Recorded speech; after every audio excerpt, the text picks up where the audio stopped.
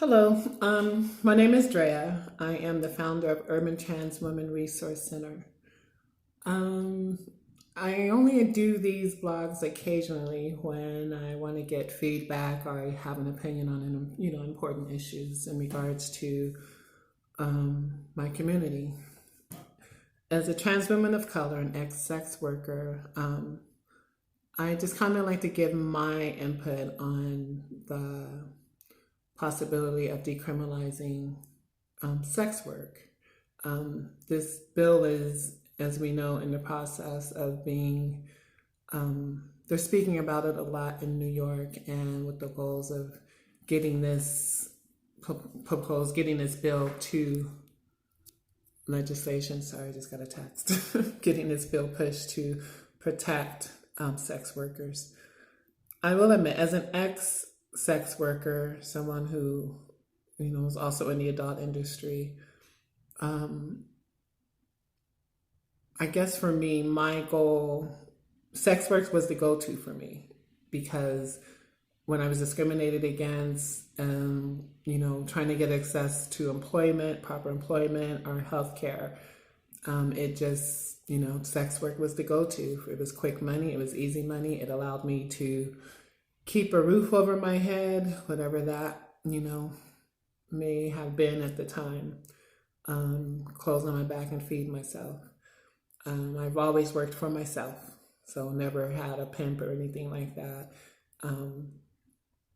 Regardless of the fact, point is, I'm for decriminalizing sex work to make those that are in the industry safe and to educate the community why it is important to decriminalize sex work.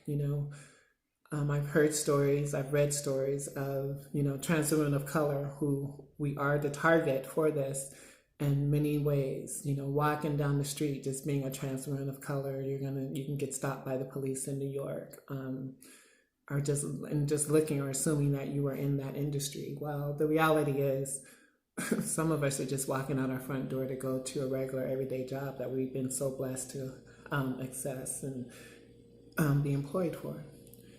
With that being said, I'm all for this, for sex work being decriminalized to protect my trans sisters of color that are in this particular field and that want to get out. But my goal is, as an advocate, to always be able to provide resources across the board, whether you want to stay in it or stay out, but have accessible resources for healthcare, employment, housing, because you should have a choice. And these are basic needs that we shouldn't even have to fight so hard to have. They should just be accessible to us. But, society has a stigma about, first of all, being trans and being a trans woman of color, and then add to it being a sex worker as a trans woman of color as well, or ex-sex worker. There's barriers that are always going to be there that we have to overcome.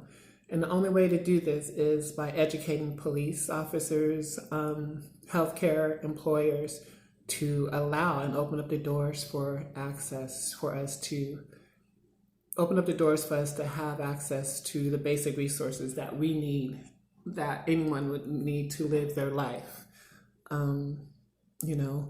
The reality is there are some who may want to stay in the industry because it's easy money, but they should not be judged, but should have accessible resources to keep them safe health-wise.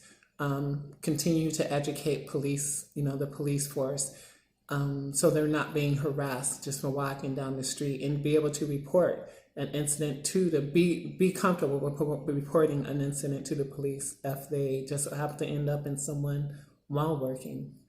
The reality is, we all end up in situations just being a victim of circumstance.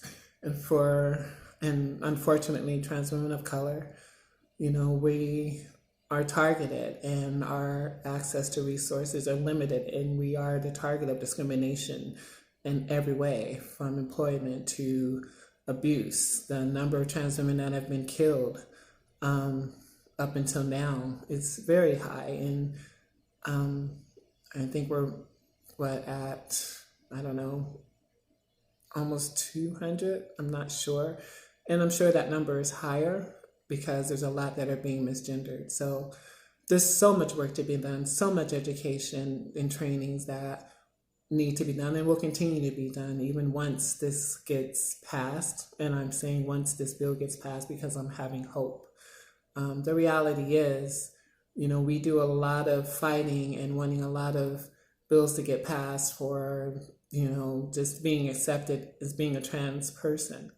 But at some point, we do need to start training and speaking to people and hoping that decisions are made from the heart, not because there's a policy in place, but because you're human and you want someone to be able to live their life no matter how different you perceive them to be.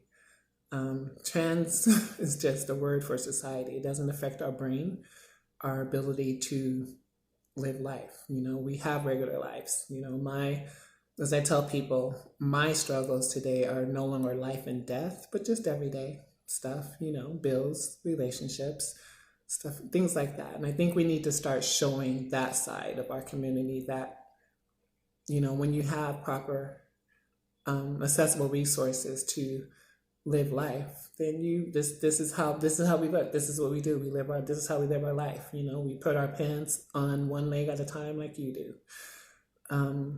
So with that being said, I'm all for decriminalizing sex work, and I would do my best as an advocate to continue to educate and train and implement resources that are accessible to my community so that they can live their best life.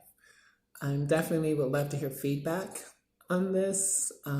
So feel free to either, IM me via Facebook or just place a comment on my Facebook page. Or you can also shoot me an email at drea@utwrc.org. And I'd be more than happy very curious to hear the feedback on, what you think about decriminalizing sex work, and if you're in it or if you're not in it, or if you're just someone who I would like to hear feedback from any and everyone in regards to this issue. So please feel free to reach out. And I don't want to take up too much of your time in this video, but I do thank you for listening, and I look forward to hearing from you. All right, continue to make it a great day. Thank you.